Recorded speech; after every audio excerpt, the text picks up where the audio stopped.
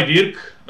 It's great honor for me and all of us in COVID crew to have a chance and enjoying Dart Talk with you. We all are having restrictions and a lot of things cannot be done because it's this COVID pandemic situation, but we managed to do some great things in all of this, as we managed to get our first online darts open world champion, the Titan Dirk van Duijvenbode. Hi Dirk. Hi. We COVID crew wanted to thank you for that great experience and great matches, and once more congratulate you for winning our major competition. You played really great and you had some bang-on scores, and high scoring was wow. So we hope that you enjoyed that competition and you will maybe play one of our future competitions if your time should allow it. We will see. I hope it will not. You will be busy on PDC circuits. That would be better for you, I think. Yeah, I think the same. Yeah, so you were born in 92, and we would like to know what were you doing as a child? What was your first favorite sport in childhood? I used to play football till I was about 14. Mm-hmm. And then I had to choose between football and darts, and I thought, like, I won't be professional in football, so I'll try it with darts, but I like both. Mm-hmm, mm-hmm. So you like football. So nothing from Ajax, nothing from AC Roda, nothing. But darts were a better choice for you. We can see that.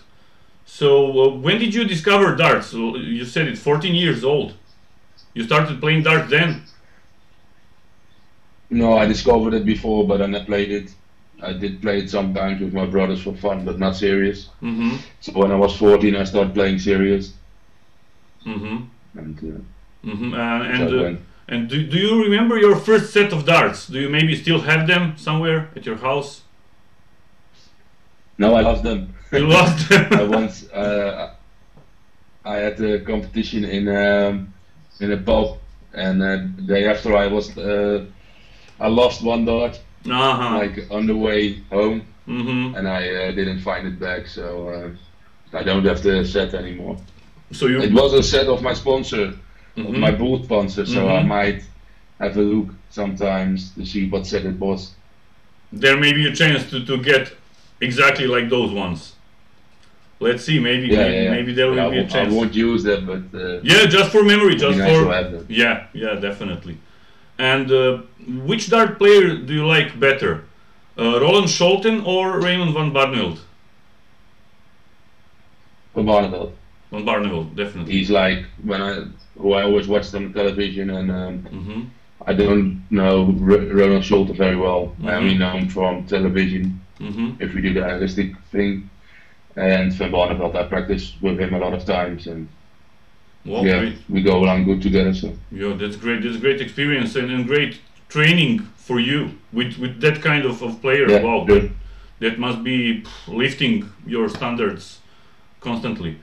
That's good for the experience. Yes. Yeah, and I know. Van Barneveld has his own like museum of darts, like his special room, right? I have seen something on YouTube. Yeah, that's new, but he used to have just a company. Offices. How you call it? Yeah, kind of an office. But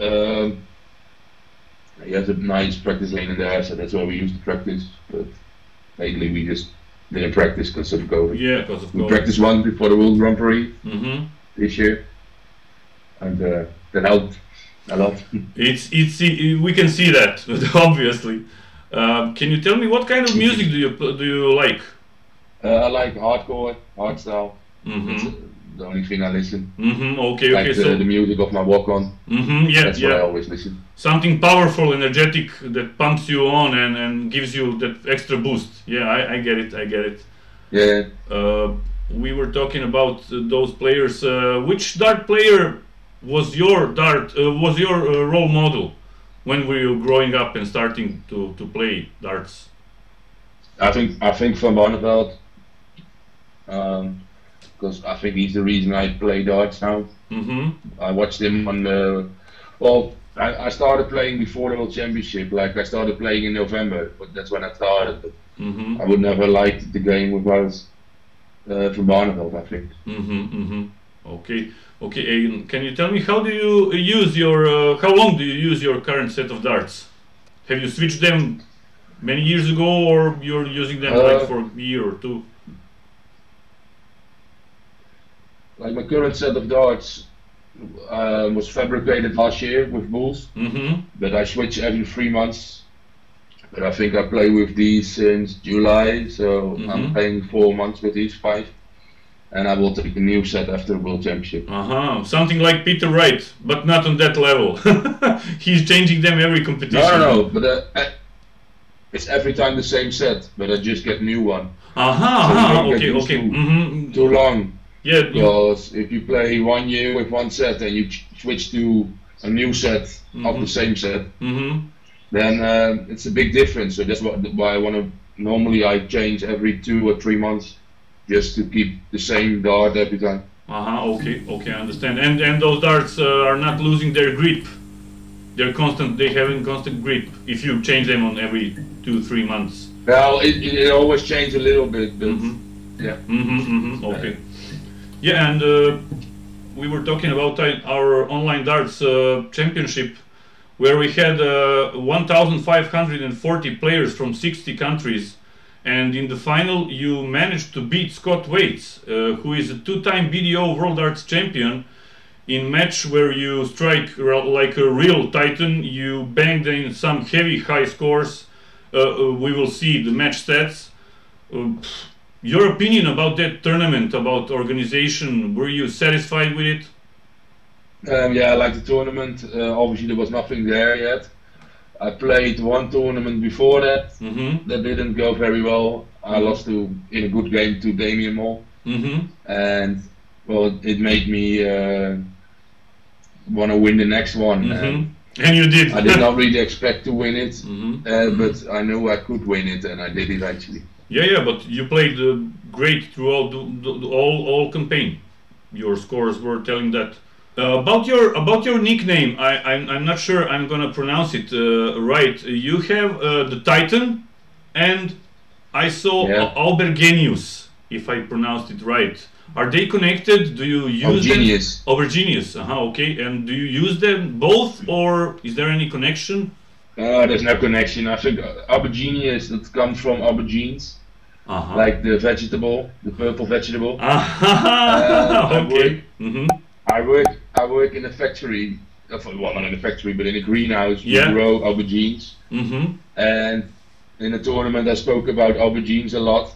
So that's why there is the connection. Yeah, I get it now. I saw on Facebook you had a whole lot of aubergines. Yeah, I saw it. Well, millions a year. Okay, and can you tell me about your walk-on song, Typhoon, Glimpse of Future?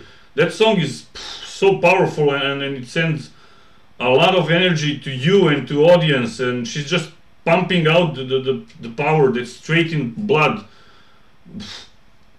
Why did you, or when did you decide to use that song? I know, I like the song. Like I said, I always listen to this music, and when I went to a tournament, I liked the song. It was new, and I listened to it a lot, so I used that as a walk-on song. And for me, yeah, I just like hard music. Yeah, it's great. It's a great song. It's a great song. It's so powerful. I think it definitely comes into top 3 walk-on songs now. Definitely.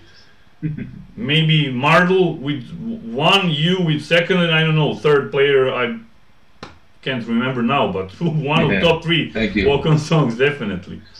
Can you tell me something about standards? Sorry. Of play? They have changed. We all see in the past.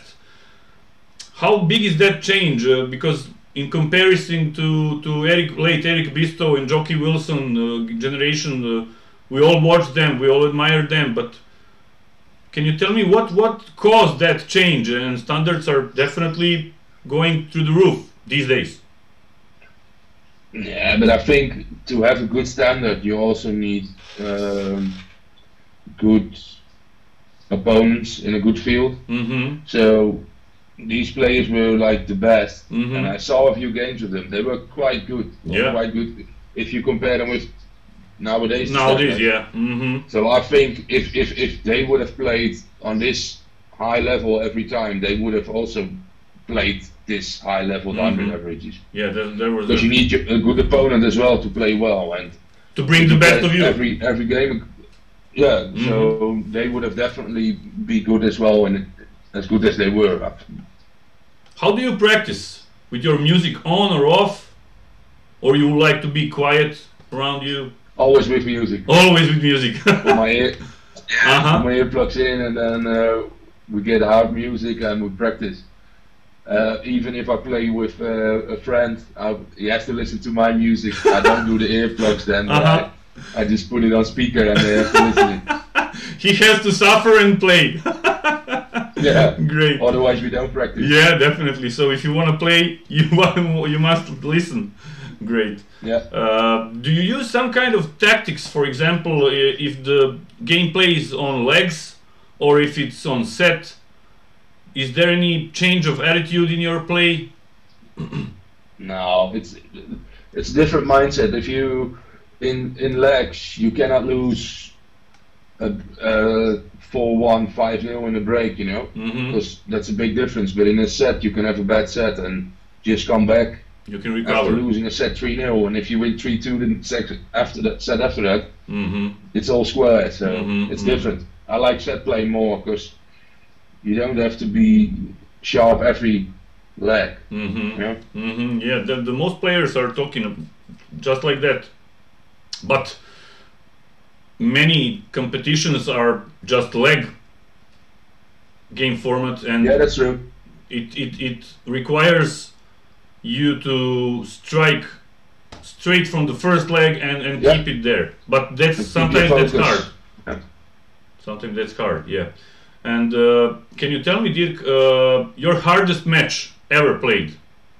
Toughest match? I don't know. Maybe the match against C.O.V.I.D on the World Grand Prix. It was a long time that I played on a big stage, live television, and I was struggling, and I won it while I struggled, and I think that was a very hard match to play, and luckily I won. Yeah. Well, those conditions, those kind of pressure, that's hard to handle. Yeah, and you're now in top 50 in PDC Order of Merit. That's great. We believe that you can make it to the top 10, but can you tell us, or what do you think? What kind of work, of practice is required to get to the top 10? It's not only practice. Everything needs to be right. You need to be fit. Practice a lot. Mental. You should be your mentality should be good. Team around you should be good, and you obviously have to play well. I don't think I'm a top 10 player at the moment yet. I think this year I'm playing top 20 player standards, because I'm now number 43, but it's only after 1 year for me on the ranking, so I've got another year. So hopefully I'll be in top 32 next year before the Worlds, but I don't look at the top 10 yet. It's too far away. It's not far. I believe strongly, because everything is possible. Thank you for the confidence. No, definitely. That's because every dart player, but even those like in top 100 are getting hard work there.